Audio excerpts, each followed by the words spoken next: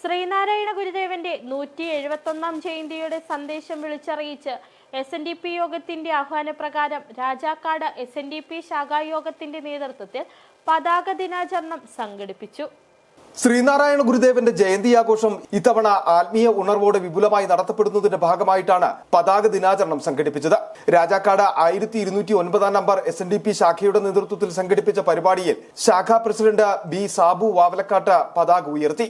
ചിങ്ങം 1 മുതൽ ചതയ ദിനമായ ചിങ്ങം 22 വരെ ശാഖയുടെ കീഴിലുള്ള എല്ലാ വീടുകളിലും പതാക കിട്ടും.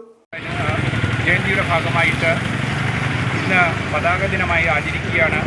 ഇന്ന് രാജാക്കാട് 1209 നമ്പർ SNDP ശാഖായോഗത്തിൻ്റെ വേണ്ടി ഇവിടെയുള്ള എല്ലാവർക്കും വേണ്ടി ഭഗവാന് വേണ്ടിയിട്ട് നമ്മുടെ പതാക ഉയർത്തുകയാണ്.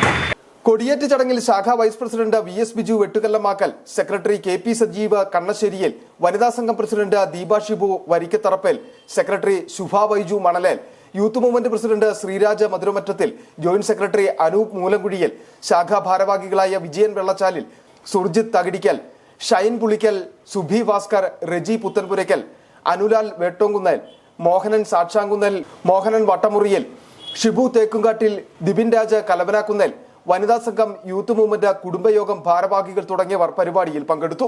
City vision, Rajakkad.